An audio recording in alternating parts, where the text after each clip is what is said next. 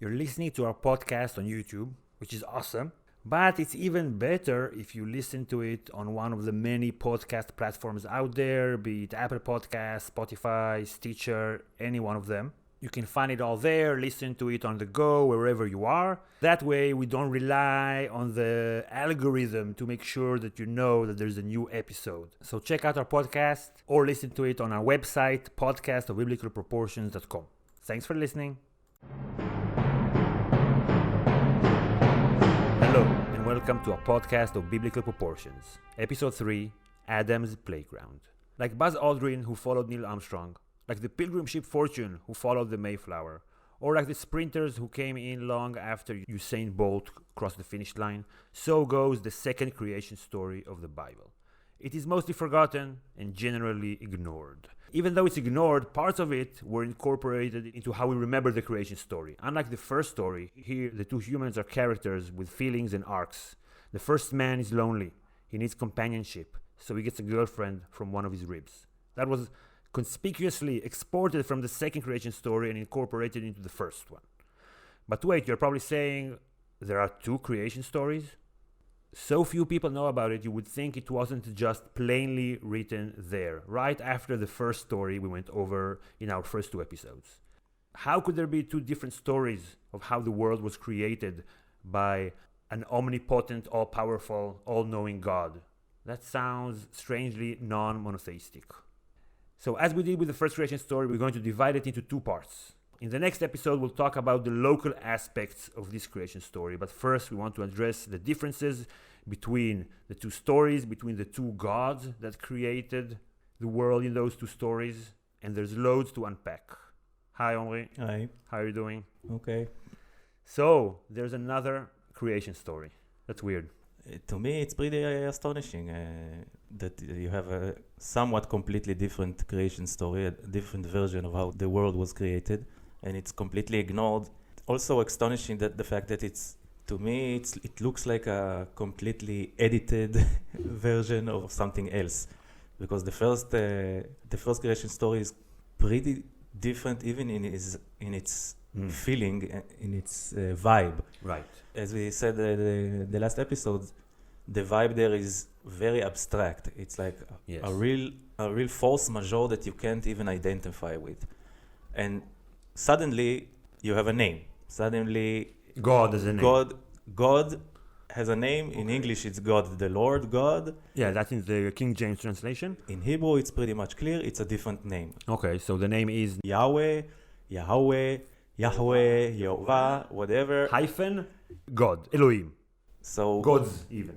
Yes. Who's that guy? That guy? When did he come into the story? I don't remember that he was here in the first one. That's weird. It's a new character basically, and it's not the same God even. The God that created there was a completely impersonal God. He created and saw that his plan worked basically, so it was good, and it was all logical, and you have reasons to everything, and it was all order for the benefit of human beings, male, female. Yes, the first story starts with chaos and ends with order. This story starts. The world is already exists. There's no chaos. It's just there. The terrain is there.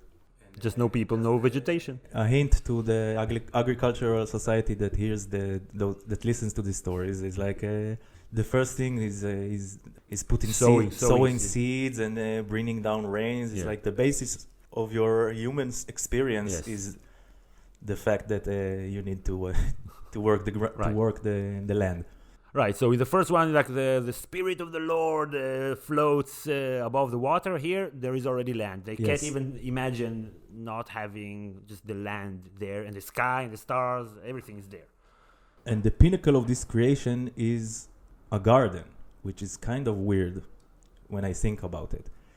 Because it's a beautiful garden. It's a beautiful garden, but maybe my theory about this is a little bit biased, but by my knowledge, but this God, Yahweh, is probably a southern God, a desert God.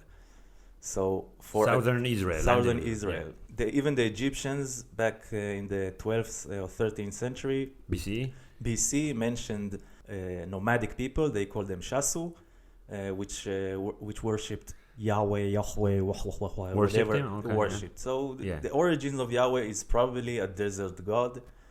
And for me, to put the center of the universe, the pinnacle of creation, as a garden is very much telling that the most the rarest thing you can see in your day-to-day and experience is a beautiful garden, lushful garden. Your every need are taken care of. Right. So if your creation story takes place in a jungle, if that's where you live, then the world is created totally differently. Exactly. You don't have a garden in the middle of the jungle. Exactly. I don't need more plants. I have enough plants. That's okay. I'm fine. Rain, I have everything. Water, that's not a problem here. So to that point, okay, we're going to go into all that with more detail as we go on with this podcast. But you were saying two different peoples wrote the first two stories? Yes, in two different times, basically. The origins, according to scholars, the origins of the first story is by some kind of a mix of Canaanite, northern, if you look at the map of Israel, is northern Israel. Canaanite people, polytheistic, with influence from Mesopotamia and other, Bronze Age societies, the Ugarites, whatever. So they have like bigger towns, more settled, more commercial, more successful. Yes, more. It's a little bit anachronistic to say it, but more globalized. Yes, they're along all the trade routes. Less isolated, as you would expect from desert people, nomadic people. They're pretty much isolated. For me, there's an obvious editing job here. The chapter begins with the last sentence. Logical sentence of the previous episode. He created the Sabbath and then he rests. It's in the beginning of this episode. Yeah, of the second episode. Then suddenly a different creation story, and the cognitive dissonance is so severe that even we, 1,000 years later, in our popular imagination, we completely forget it. We according to us, even if you ask anybody here from the street here in Israel, in the United States, no, but like we know our Bible here because you study the Bible and you're tested with the Bible, and still nobody knows. And my mom, her dad was very religious. She was like, what? So I want to read it just for people to. It's like you were talking about the cognitive dissonance. It's like I remember reading A Clash of Swords in the Songs of Ice and Fire series. When you get to the Red Wedding, you like read through and you don't understand what you're reading. Like, what is happening? So this is the same. And God blessed the seventh day and sanctified it, because that in it had rested from all his work, which God created and made. These are the generations of the heavens and the earth when they were created, in the day the Lord God, Yahweh Elohim, made the earth and the heavens. It's like, what? Didn't you just say that he already created it and made it and now he's resting? But now here comes the story. That's what they're telling you. Yes. Okay, here comes the way that it was made. So. And when you say it in English, it sounds so Shakespearean, but when you read it in Hebrew, it sounds also to me maybe I'm a hater. I'm wrong. I'm a hater, but to me it sounds on the scale between Shakespeare and some guy in the market that yells at you. For me, it's closer to the guy in the market, and there's this repetition. In Hebrew, it sounds. Okay, let me read it in Hebrew. Street-like. Yeah, and then translate it like more verbatim, okay? אלה תולדות השמיים והארץ בעיברם ביום עשות יהוה אלוהים ארץ ושמיים. It's very simple. These are the stories of the sky and the land when they were made on the day that Yahweh Elohim made the land and the sky. Again, so you have the sky and the land, and then the land and the sky. This is like very, very simple. So you can imagine some... It's like Cliff Notes. I feel this is like Cliff Notes story. You can imagine somebody says that in the King's translation of the Bible, and you can imagine some, I don't know, fancy aristocrat, scholar, reading aloud these magical words. And I imagine like, this is the story of the God that created the God after he created the world, that created the world. Listen. He has an Israeli accent, this stupid fellow that he just for some reason. Okay. I think it's a more appropriate way of imagining the Bible is to listen to it in its original accent tones, the intonations, the aggressiveness, the feelings. And to me, it sounds much more like this. Like, this is the story God created. He created the world. He created the world. You know? Yeah. So, and here also, it's done in one day. Everything is done in one day. Made. So it starts with the rain, as you said. Life starts with rain, okay? And then with a garden, including the tree of life and the tree of knowledge, good and evil. The fact that there's no days, to me, it's also something that is it's very telling. I don't know if it's telling that there's a society, but there's no order. There's no like a logical way of thinking. Like this come after this. Yeah. Your most burning questions about being and the universe, it's answered by this logical move. God is impersonal, omnipotent being. God, as you can say, if you listen to the first episode, you understand, and creates, and he sees it's good. Good here is more, not good in a sense of the opposite moral. of evil and moral. Good, more like right. Yeah. Also, in the original Hebrew, tov v'ra, it's more good and bad, and not evil. Mm-hmm. Evil is rasha. It's a different word. Yeah. So it's just good and bad. Good and and this bad. goes also to your point about the non-Shakespearean language. Yes. This is a tree of knowing good from bad. And it's like good and bad that you tell your children, basically. Yeah, okay, so it's not like talk a little bit evil. about that. It's a childish story. It's a very childish story that it's some kind of an ode to childhood, maybe, to the... And we're going to see that theme coming also in the episode about the Garden of Eden. Okay. But the fact that you have that God here is not only personified by name, but also by his fatherly actions, that his creation are some kind of his children, basically. The pinnacle of his creation is his child, Adam. Adam, which... man. Adam, man, and Adam, the same root as Adama, Earth. which is Land. earth. Earthland, yeah. And I also learned that in Latin it's pretty much the same. Humus comes from humu, earth. Hummus? Something, yeah, humus.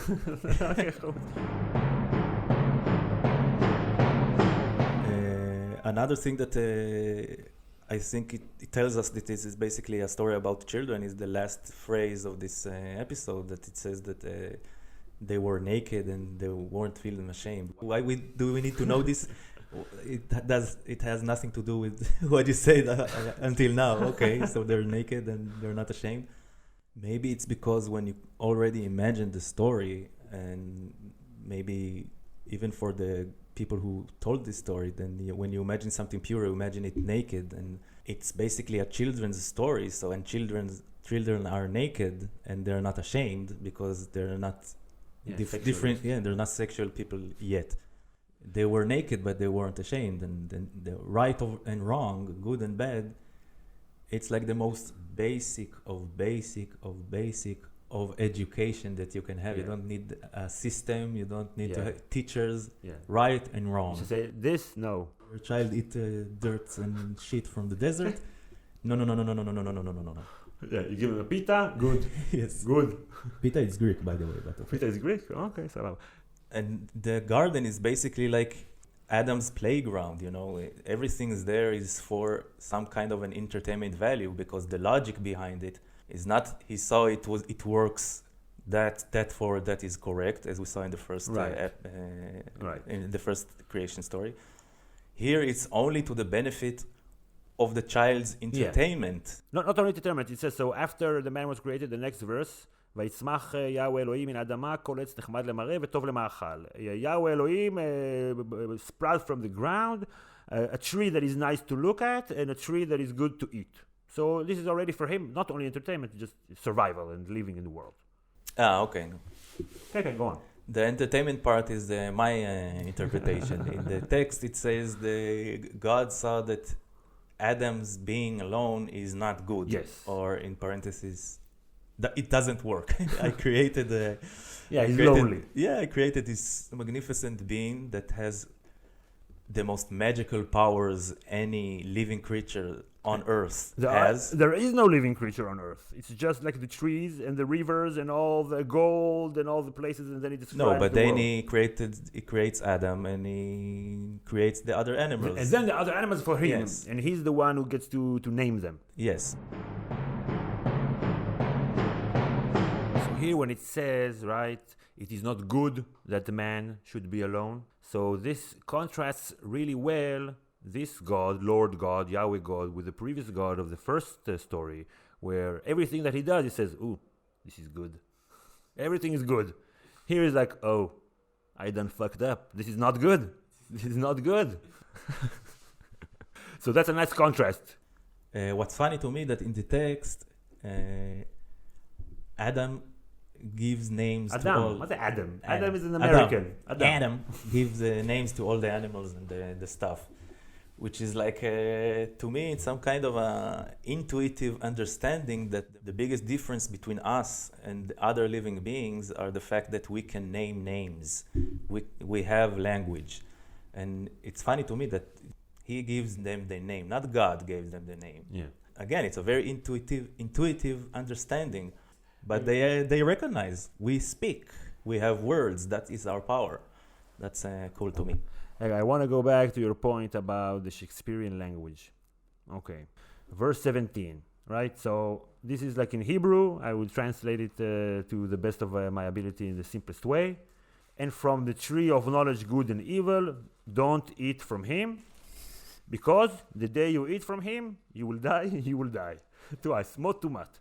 This is basically the text, but in the Shakespearean version, but of the tree of knowledge of good and evil, thou shalt not eat of it, for in the day that thou eatest thereof, thou shalt surely die. Wow, wow. So this is like so many words for something very like that tree, don't eat. If you eat, you die.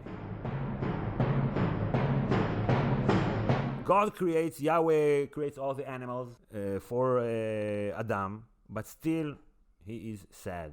So this guy is sensitive, Yahweh. Okay? It's compassionate. He Yeah. takes care of his Right. children. He said, to all the animals of the field, there are here animals of the field and animals of whatever, agriculture. It's very centered towards agriculture. They all have an help meet for them, whatever. That's the translation. Basically, somebody to help against you. It's I like this phrase. That is very poetic. Yeah, a help against you. And I want to Just to finish the point, he says all of those animals they have a help against them, but to Adam he didn't find help against him. So then he lulls him to sleep, takes the rib, creates his wife. She doesn't have a name. It's Adam and his wife. Sorry. And just to clarify, when I say street language, it doesn't mean that I don't recognize the very talented and genius people that wrote and thought about the things that they said. Even street language can be very, very smart if you use words correctly Of course. in a nice combination. And this, like Ezer Kenegdo. Ezer Kenegdo, a help against you, not help for you, help against you. It has this kind of a Drama. magic, poetic magic into it. Yeah. There's some kind of a cognitive dissonance or some kind of a contradiction maybe, something that is against you but helps you.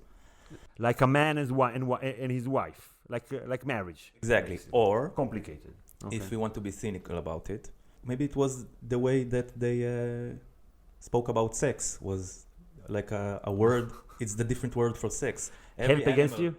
Yeah, help against you. It's something nice, but it has friction against you, in front of you, because probably the most common position back then was like the doggy style, which is more animalistic. If you want to have sex, pro tip: if you want to have if you want to have sex on a missionary position, it's good to have a very comfortable mattress. And 200, 300, 400, 1,000, 2,000 years ago, people didn't have mattresses. So, Ezer Kenegdo is basically every animal had a counterpart to fuck, except Adam. But Adam. no, it's very Adam. poetic. It's very poetic. Okay, so he creates woman from his rib. This part is very well known, and we just assume if you ask anybody here on the street, tell us the first story, they would end with Adam falls asleep, his rib, his wife. But no, in the first story they are created together, and here the woman is part of the man.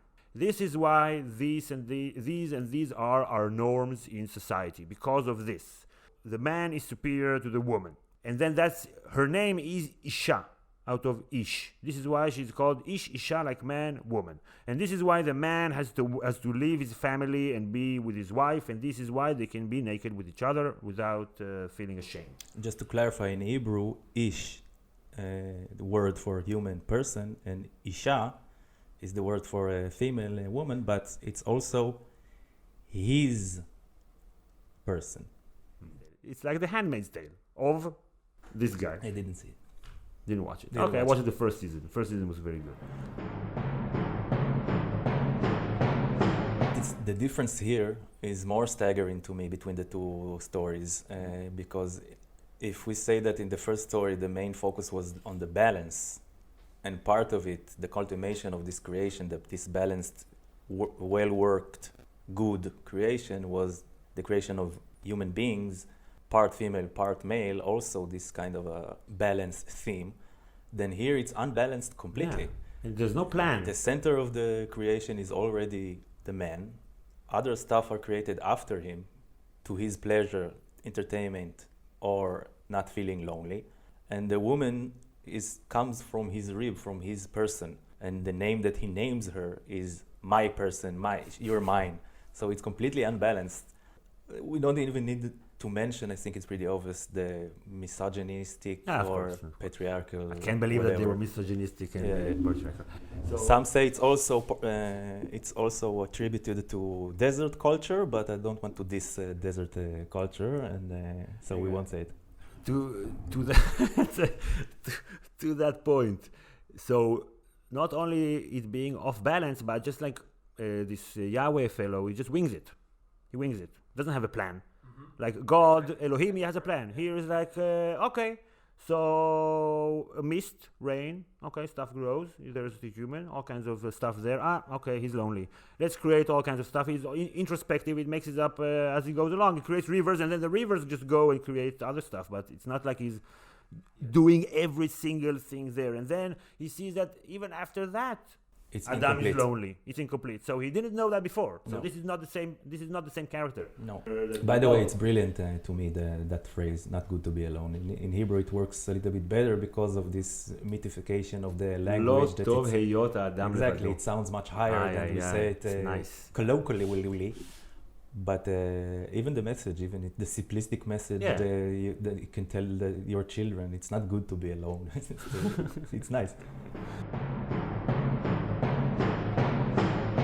Okay, there's one more thing.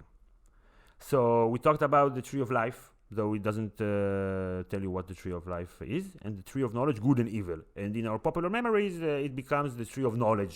First of all, don't eat from that. I created it, but don't eat from that. It gives him an order, like pulls rank, and then he threatens him. If you eat from that, you will die. And then, spoiler alert, he doesn't die when he eats from it. So he lies to him. So this is a different kind of character. This is not the whatever spirit on the water, spatial thing. Exactly. This is just. It's This is more of like a Hindu god or like other Mesopotamian gods. Even the moral, even the conflict of the story dramatically, it's pretty. No, there's no drama. He's alone. It's fine. The fact that I created something that you are not allowed. Okay. It's something that we see like in the Greek mythology, and even later in the stories with the Lot's wife, and the story in Greek mythology that he needs to go back to Hades to retrieve his loved one, Right. but he's not supposed to look back. Stuff like that. Right. It's like you see a very, very big temptation in front of you that seems natural to do. Okay, so let's expand on that. Maybe that's what happened when you personify your God. Then you fall into these dramatic traps that you know from other stories. and it if you becomes imagine less them- original. But if you personify them also, they make mistakes, they lie, they cheat. You see that in all kinds of polytheistic religions, and we didn't talk about it, but let's expand on that in the next episode, and this would be, I think, a good way to end. So this is a very local story of this region, and there are a lot of things in this story that are very, very local, and there's loads to talk about that. We'll talk about that in the next episode.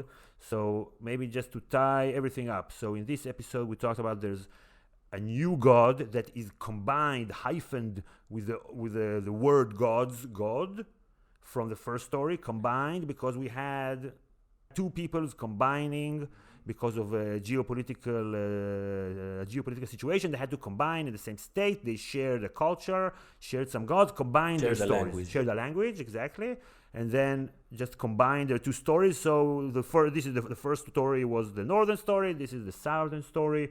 And Adam is like a child. Everything is created around him and for him.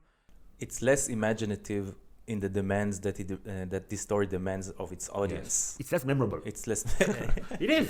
If you just read it, it's okay. But the first story you read, there's drama in the order, the way that it is. You feel okay. This is it. It has your attention. Yes, it has more magnitude to it. The first one. The end that they were together naked, and they weren't. And they were. Exactly. Ooh, what will happen in the Exactly. next episode? Exactly. I'm sure they'll have a happy ending, those two. So if you enjoyed this episode, be sure to follow us wherever you're catching this. It could be the Apple Podcast, Spotify. We're on several platforms. And maybe you can give us a review and rank us. This helps other people discover this podcast. We're just starting out. There are so many really, really cool stories to tell. We're going to go through the book story by story. So we'll see you all next time. Thank you for tuning in. Bye, everybody. Bye.